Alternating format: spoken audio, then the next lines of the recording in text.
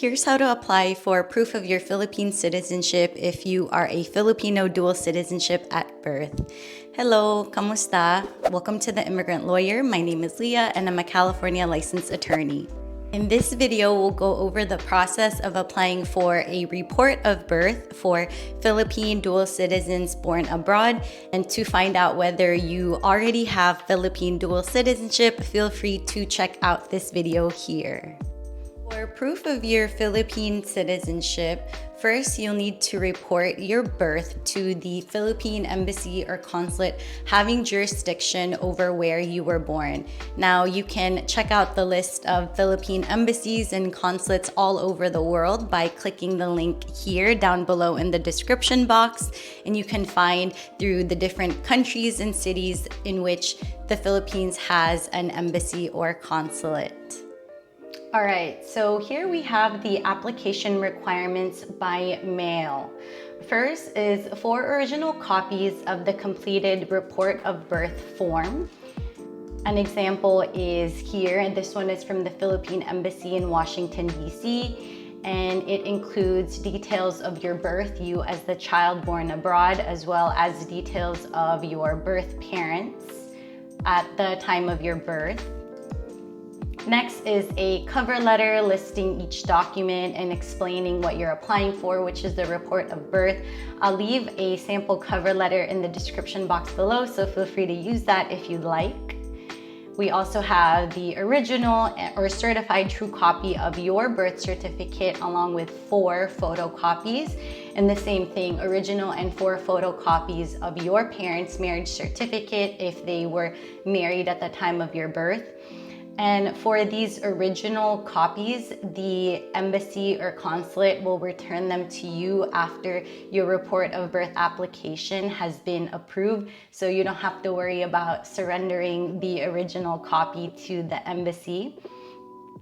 If your parents weren't married at the time of your birth, you'll also need to submit what's called the Affidavit of Admission of Paternity, which looks like this as another example, as well as the affidavit to use your father's surname.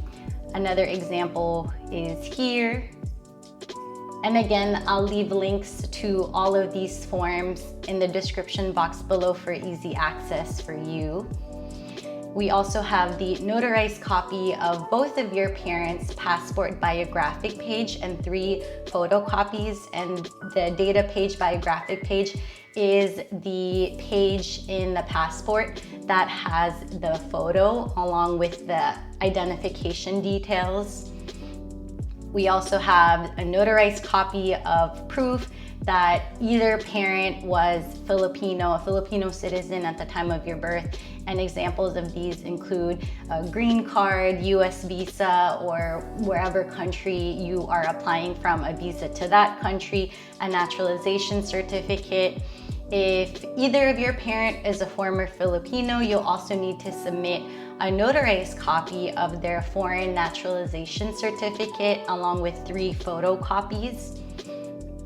And also a notarized affidavit explaining the delayed registration of your report of birth if you are applying for this more than a year after you were born, which is the case in a lot of situations, along with 3 photocopies. And a sample affidavit for delayed registration of birth looks like this.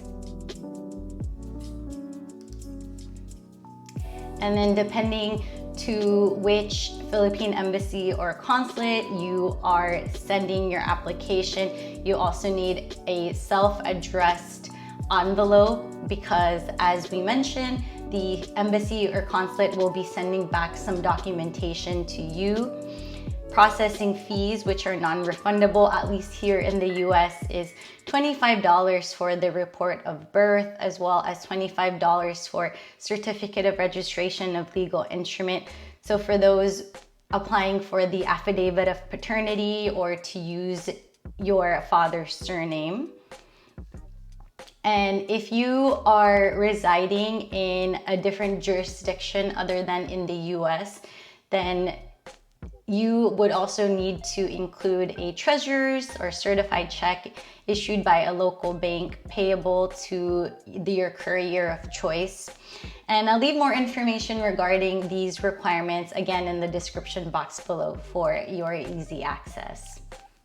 That was kind of a lot of information and different documents and requirements. So if you have any questions about your specific situation or just the general process, feel free to leave a comment below for the community and subscribe to the channel for more videos like this one. And if you'd like to know more about the benefits and considerations of becoming a Philippine dual citizen, feel free to check out my video here for more information about that. Thanks for tuning in here on The Immigrant Lawyer. Again, my name is Leah. I'll see you next time.